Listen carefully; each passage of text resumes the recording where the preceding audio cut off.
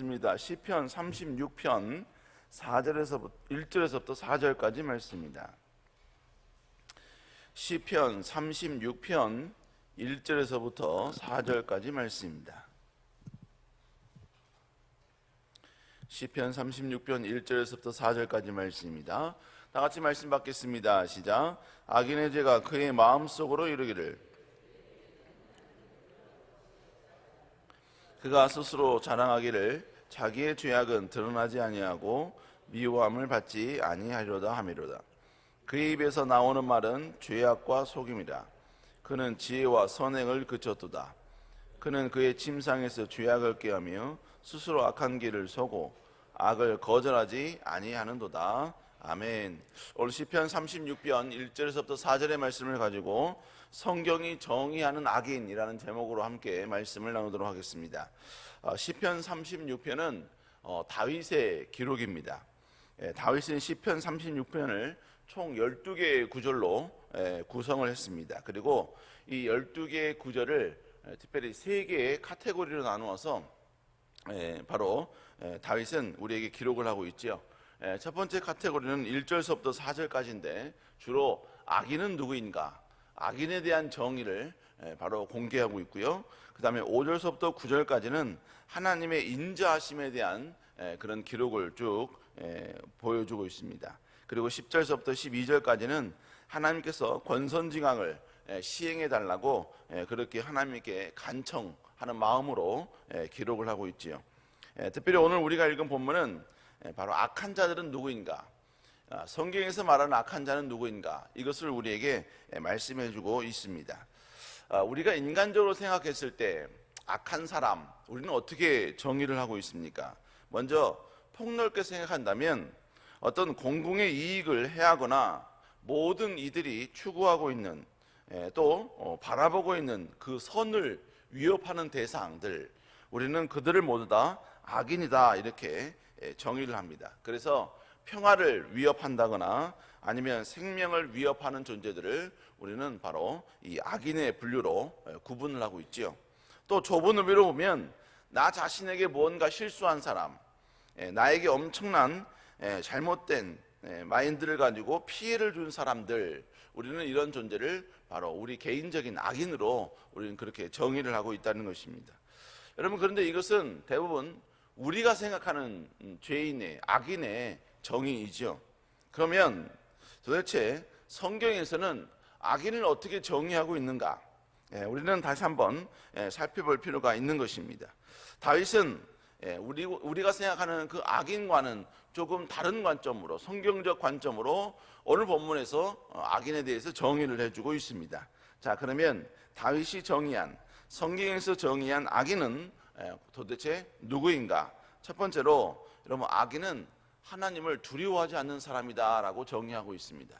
우리 한번 시편 36편 1절 한번 읽어볼까요? 시작. 악인의 죄가 그의 마음속으로 이르기를 그의 눈에는 하나님을 두려워하는 빛이 없다 하니.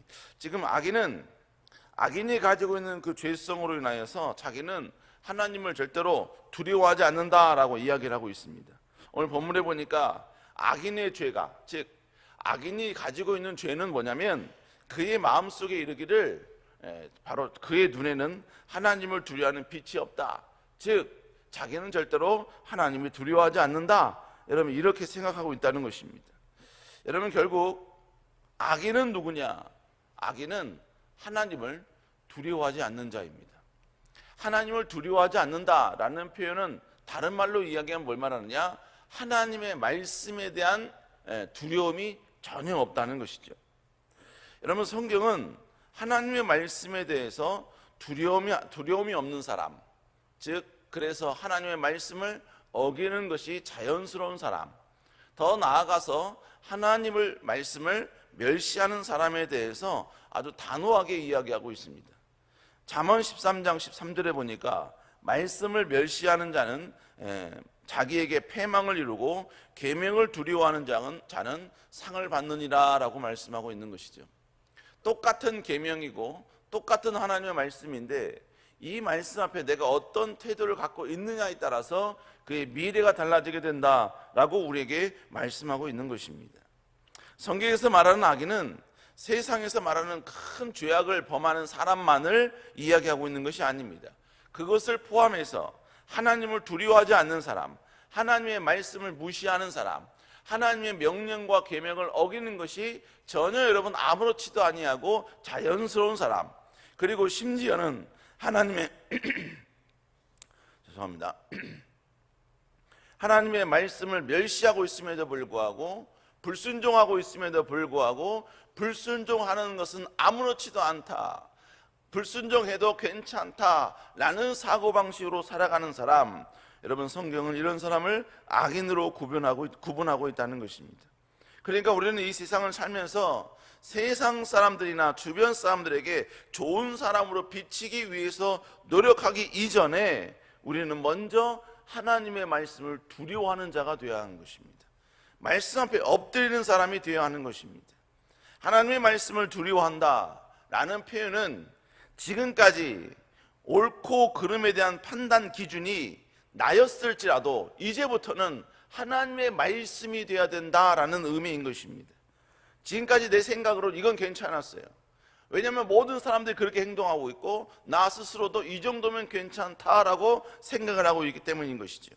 그런데 하나님이 내가 괜찮다고 생각하는 그 모든 행위, 생각에 대해서 노라고 이야기했으면 우리는 다시 한번 하나님의 말씀대로 순종하려는 의지가 우리 안에 있어야만 한다는 것이지요. 여러분, 그러므로 우리 그리스도인은 생활을 하는 데 있어서, 삶을 영위하는 데 있어서 아무렇지도 않게 행동해서는 아니 된다는 것이지요. 우리는 어떤 행동을 한다 할지라도 하나님의 말씀 때문에 고민하게 되고, 하나님의 말씀 때문에 우리의 행동이 제약받는 사람이 되어야만 된다는 것입니다. 여러분, 그래서 내 자아가 나오는 상황 속에서도 과거에는 그냥 내가 원하는 대로, 내 느낌대로, 그리고 내가 지금까지 살아왔던 그 모든 삶의 기준대로 마음대로 내뱉고 마음대로 행동하고 마음대로 판단하고 마음대로 공격했을지라도, 여러분, 하나님께서 여러분 그것에 대해서 여러분 절대로 그렇게 하면 아니 된다라고 말씀하셨으면, 여러분 내 의지와 내 생각과 내 느낌을 컨트롤할 수 있고 자제할 수 있고 조절할 수 있는 사람이 되어야 된다는 것이죠. 여러분, 이것이 바로 하나님을 두려워하는 자, 하나님의 말씀을 두려워하는 자의 모습이다라는 것이죠. 우리 사랑하는 여러분, 언제나 하나님의 말씀을 묵상하시면서 교회가 아닐지라도 여러분의 가정과 여러분의 삶 속에서 하나님의 말씀을 여러분 삶에 적용하며 여러분 더욱더 순종하며 나아가는 여러분 될 수 있기를 다시 한번 주의 이름으로 축원합니다. 두 번째로, 악인은 아무도 모르게 지은 죄는 괜찮다고 생각하는 사람이라는 것입니다. 자, 우리 한번 시편 36편 2절 한번 읽어볼까요? 시작. 그가 스스로 드러나지 아니하고 미워함을 받지도 아니하리로다 합니다. 다윗은 지금 악인을 정의하면서 악인이 가지고 있는 바로 죄에 대한 마인드, 그것을 지금 지적을 하고 있습니다. 악인은 어떤 존재냐? 오늘 본문에 보니까 스스로 자랑하는 거예요. 뭐라고? 나의 죄는 드러나지 않았다는 거예요. 그리고 그렇기 때문에 또한 자기의 죄는 미워함을 받지 않는다라고 지금 오늘 본문에서 이야기하고 있는 것입니다. 결국 악인은 어떤 생각을 갖고 있느냐, 이 죄에 대해서 어떤 마인드를 갖고 있느냐, 다른 사람이 알지 못하는 죄, 다른 사람이 인지하지 못하는 죄, 그래서 내가 은밀하게 지은 죄는 이건 절대로 죄가 아니다 라고 생각하고 있다는 것입니다. 그러니까 드러나지만 않는다면, 내가 은밀하게 지은 죄라면 이것은 괜찮다, 아무렇지도 않다, 여러분 이렇게 생각하고 있다는 것입니다. 여러분, 결국 이 악인이 가지고 있는 한계는 뭡니까? 하나님의 전능하심을 지금 불신하고 있다는 것이죠. 여러분, 그렇게 사람의 눈은 피할 수 있습니다. 그러나 하나님의 눈은 절대로 피하지 못한다는 것이죠. 사람에게는 젠틀하고 매너 있는 사람이라 할지라도 여러분, 하나님은 그의 중심을 보시는 것입니다. 그의 모든 행동과 그의 모든 생각을 다 알고 계신다는 것입니다. 여러분, 그러니까 우리는 뭐예요? 이것을 인식하고 있어야 된다는 것이죠. 하나님 앞에 우리가 숨길 수 있는 죄는 없다는 것입니다. 지금 내가 사람에게 보이지 않기 때문에 괜찮다라고 생각하지만 여러분, 하나님이 알고 계시기에 나는 괜찮다고 하는 죄는 결단코 괜찮은 게 아니라는 것이지요. 여러분, 사람이 가지고 있는 생각 중에 하나가 바로 사람에게 보여진 나 자신이 여러분 나름대로 사람에게 보이지 않고 알지 못하면 나는 자유롭다라고 생각한다는 것이지요. 마치 타조 같지요. 타조는 막 쫓기다가 여러분 더 이상 자기가 도망갈 데가 없으면 모래 속에다가 자기 머리만 탁 쳐박는다고 하더라고요. 그래서 결국 뭐예요? 내가 안 보이니까, 내가 지금 주변 사람들 못 보고 있으니까 상대도 나를 못 보고 있겠지. 여러분, 그렇게 판단한다는 것이죠. 여러분, 우리는 그런 모습, 그런 행동이 무지한 모습이고 미련한 모습이라는 것을 우리 다 알고 있죠. 그런데 그렇게 알고 있는 우리가 여러분 동일한 행동, 동일한 모습을 보이고 있다는 것입니다. 여러분, 성경에 보면 결국 여러분이 우리가 사람에게 감추면 그 죄는 아무것도 아니다라는 것은 모든 것을 알고 계신 하나님을 무시하는 처사라는 것이지요. 여러분, 성경에도 이런 실수를 했던 사람을 우리에게 많이 공개하고 있습니다. 특별히 우리가 너무나 잘 알고 있는 다윗도 그런 실수를 범했지요. 다윗이 밧세바와 동침을 했을 때 그 동침하는 그 사건, 그 죄, 또 그들이 범죄한 것을 감추기 위해서 우리아를 죽였던 그 모든 살인죄, 여러분, 이 죄는 소수만 알고 있었습니다. 많은 사람이 알고 있었던 게 아니에요. 밧세바와 다윗이 동침할 때 밧세바가 임신했다는 사실은 여러분 오직 두 사람, 밧세바와 다윗만 알고 있는 것이죠. 어느 누구도 모릅니다. 뿐만 아니라 다윗이 우리아를 죽였던 이 사건도 마찬가지예요. 다윗이 우리아를 죽일 때 우리아를 전쟁의 맨 앞에 세워라 그렇게 요압 장군에게 편지를 씁니다.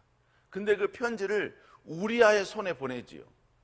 여러분, 우리아는 충직한 자였기 때문에 절대로 그 편지를 뜯어보지 않았습니다. 그러니까 이 우리아가 다윗에 의해서 의도적으로 죽임을 당했다, 중입을 당하는 곳에 이렇게 내팽개쳐졌다라는 사실은 다윗과 요압 장군밖에 모르는 것입니다. 그러니까 다윗의 입장에서는요, 밧세바와 동침한 이 사건은 밧세바만 알고 있고 우리아를 죽인 이 사건은 바로 요압 장군만 알고 있는 것이죠. 아주 소수만 알고 있는 것입니다. 여러분, 그러다 보니까 다윗은 알지 못하는 죄, 많은 사람이 알지 못하는 그 죄에 대해서 나름 자유함을 느꼈습니다.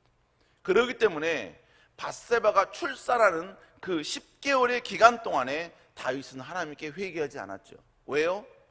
여러분, 아무도 모르는 죄였기 때문에. 그 죄는, 아무도 모르는 죄는 괜찮다라는 의식이 바로 이 악인의 생각이 다윗에게 있었다는 것입니다. 여러분, 그래서 훗날 하나님이 여러분 나단 선지자를 통해서 다윗의 모든 죄를 지적할 때 여러분 뭐라고 말씀하는지 아십니까? 사무엘하 12장 12절에 보니까 너는 은밀히 행하였으나 나는 온 이스라엘 앞에서 백주에 이 일을 행하리라 하셨나이다 하니, 네가 아무리 은밀히 행해서 사람들의 눈은 속였을지 몰라도 하나님은 절대로 속일 수 없기에 네가 은밀한 가운데 행해서 악인의 마음으로 나는 괜찮다라고 했던 그 모든 마인드를 하나님은 온 천하에 백주대낮에 이걸 공개함을 통하여서 내가 너를 심판하겠다, 너를 징계하겠다, 이렇게 말씀하고 계시는 것입니다. 여러분, 은밀히 행한 우리의 모든 죄, 사람들이 모르기 때문에 괜찮다고 여기는 우리의 모든 죄, 이 모든 것은 하나님을 다 알고 계시는 줄로 믿습니다. 여러분, 그렇다면 우리는 사람에게 감출 수 있는 죄는 존재할지 모르지만 하나님께 감출 수 있는 죄는 전혀 없다는 의식이, 믿음이 우리에게 있어야만 하는 것이지요. 그렇다면 의인은 어떤 존재이겠습니까? 하나님 앞에 숨길 수 있는 죄는 존재하지 않는다는 것을 깨닫고 여러분 나의 죄를 돌이키는 것입니다. 누구도 알지 못하는 죄일지라도 하나님 앞에 엎드리고 회개하고 가슴을 치며 하나님 앞에 다시 한번 자복하는 마음이 우리 안에 있어야 된다라는 것입니다. 사랑하는 여러분, 하나님께 돌아오면 하나님은 어떤 죄, 어떤 실수, 어떤 누구라 할지라도 무조건적으로 포용하고 수용하시는 분인 줄로 믿습니다. 그러나 여전히 자신의 죄에 대해서 변호하고 괜찮다라고 여러분 여기는 자에게는 하나님은 그에 걸맞는 여러분 채찍을 선사할 수밖에 없다는 것이지요. 우리 사는 여러분 다시 한번 하나님께 엎드리는 여러분 될 수 있기를 주의 이름으로 축복합니다. 마지막 세 번째로 여러분 악인은 죄를 선호할 뿐만 아니라 악행을 거절하지 않는 사람이다라고 정의를 하고 있습니다. 자, 다윗은 1절과 2절에서요 악인의 마음은 어떤 마음인가? 그래서 뭐예요? 하나님을 두려워하지도 아니하고 나는 괜찮다라고 이야기하고 숨겨진 죄 그건 괜찮다라고 생각하는 악인의 그 속마음을 바로 다윗은 꼬집고 있습니다. 그러면서 3절과 4절은요 이제 악인들의 행동들은 어떻게 나타나는가 이 부분을 우리에게 설명해 주고 있지요. 우리 한번 3절 우리 한번 읽어볼까요? 시작. 그의 입에서 나오는 말은 그의 입에서는 뭐가 나오느냐? 죄악과 속임이 나온다는 거예요. 죄악과 속임. 그러니까 지금 이 악인은 항상 뭐냐? 죄악이 나온다는 얘기죠. 불평이 나오고 원망이 나오고 미움과 저주와 공격과 비난 여러분 이런 모든 것이 나온다는 거예요. 또 뭐가 나온다는 얘기입니까? 속임이 나온다라고 이야기하고 있습니다. 여러분 어떻게 하면 자기를 높이기 위해서 자기 이익을 위해서 여러분 현실에 있는 모든 것들을 속여서 여러분 자기를 드러내고 자를 나타내려는 모습이 이 악인들에게 있다는 것입니다. 상대가 하나님의 기쁨이 되기 위해서 열심히 하고 있어도 자기가 더 인정받고 존중받기 위해서 여러분 속임수를 통하여서 그를 공격하고 거짓말을 통하여서 다시 한번 상대방을 짓밟는 일을 서슴지 않고 있다라는 것입니다. 여러분 결국 하나님의 영광을 말하면서도 자신의 왕국을 쌓기 위해서 자신을 높이려는 어떠한 거짓과 어떠한 죄악을 여러분 쏟아 부으면서 자기를 드러내려는 의도가 있다라는 것을 이야기하고 있는 것이지요. 여러분 그 존재가 누구였습니까? 바로 사울이었죠. 사울. 사랑하는 여러분, 내가 조금 손해보더라도 여러분 하나님의 영광을 위해 하나님의 기쁨을 위해 정직을 선택할 수 있는 여러분 되시기를 주의 이름으로 축복합니다. 내가 조금 공격을 당하는 한이 있어도 하나님의 영광을 위한 선택, 하나님의 기쁨이 되는 선택, 여러분 이것을 여러분 선택할 수 있기를 다시 한번 주의 이름으로 축복합니다. 그러고 나서 다윗은 4절에서 악인에 대해서 이렇게 이야기하죠. 4절 한번 읽어볼까요? 시작. 그는 그의 침상에서 죄악을 꾀하며 스스로 악인의 길에 서고 악을 거절하지 아니한도다. 지금 4절에 보니까 악인은 침상에서 죄악을 꾀한다고 이야기하고 있지요. 스스로 악인의 길에 서고 악을 거절하지 않는다라고 이야기하고 있습니다. 여기서 침상이란 어떤 의미일까요? 침상은 여러분 모두에게 공개되지 않는 나만의 여러분 프라이빗한 그런 장소 아닙니까? 조금 여유 있는 시간을 보낼 수 있고 생각할 수 있는 시간이고 혼자 있을 수 있는 그 시간을 말하는 것입니다. 근데 악인은 그 시간에 뭐 하고 있느냐? 죄를 꾀하는, 죄악을 선택한다는 것입니다. 죄악을 꾀한다는 이야기예요. 어떠한 사건과 상황을 여러분 계속해서 염두에 두면서 이 상황 가운데 내가 어떻게 죄악과 속임을 통해서 내가 다시 한번 이익을 얻을 것인가, 유익을 얻을 것인가, 여러분 지속적으로 이 모든 것을 고민한다는 것이지요. 또 악한 길에 서고 악을 거절하지 않는다라고 오늘 본문에서 이야기하고 있지요. 분명히 자기 마음 가운데도 이건 악하다는 거 알아요. 이렇게 하면 안 된다는 거 알아요. 그럼에도 불구하고 여러분 자기의 욕망이 있기 때문에, 죄성이 있기 때문에 그것을 거절하지 아니하고 포용하고 수용하는 모습을 서슴지 않는다라고 이야기하고 있는 것이지요. 여러분 이것은 우리가 하나님의 말씀을 어기는 이 모든 것도 다 마찬가지예요. 주일성수를 범하는 것 안 된다는 거 알지요. 그런데 뭐예요? 내 마음이 즐거우니까, 내 육신이 즐거우니까, 여러분 하나님 나라 영광을 위해서 여러분 헌신하고 기본적으로 11조를 드려야 한다는 거 알아요. 그럼에도 불구하고 뭡니까? 내 삶 가운데 더 풍요를 위해서 이 모든 것 전부 다 거부하는 것이죠. 거절하는 것이죠. 뿐만 아니라 여러분, 내가 하는 게 원망하고 불평하는 거 알아요. 하지만 내 마음 가운데 솟아오는 이 분노, 이 한, 여러분 이것을 쏟아부을 데가 없으니까 여러분 원망하고 불평하는 것이죠.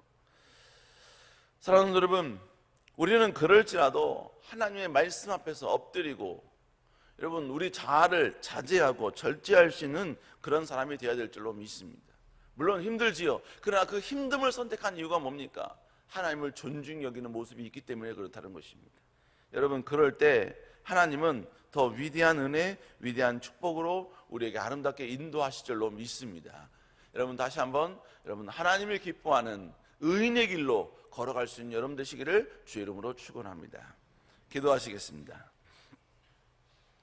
사랑을 내가 충만하신 주님, 다윗은 오늘 본문을 통하여서 악인이 누구인가?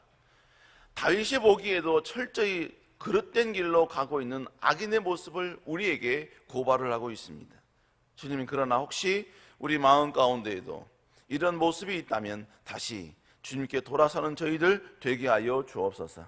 특별히 이 아침에 나올 때 하나님께 귀한 예물로 나오는 귀한 손길들이 있습니다. 특별히 자녀를 위하여 기도하고 여러 가지 많은 문제를 위하여 기도하며 가정과 사업과 여러 가지 많은 기도 제목을 놓고 하나님께 기도합니다. 주님, 모든 기도 제목 가운데 하나님 함께하여 주시고 하나님의 놀라운 기적과 능력을 아름답게 경험할 수 있도록 여호와여 함께하여 주시옵소서. 우리의 힘으로는 불가능하나 그러나 오직 여호와만은 이 모든 것이 가능한 줄로 믿사오니 여호와께 모든 걸 의탁하며 나아가는 모든 손길 위에 하나님의 크신 위로와 능력과 역전의 은혜가 있게 하여 주시옵소서.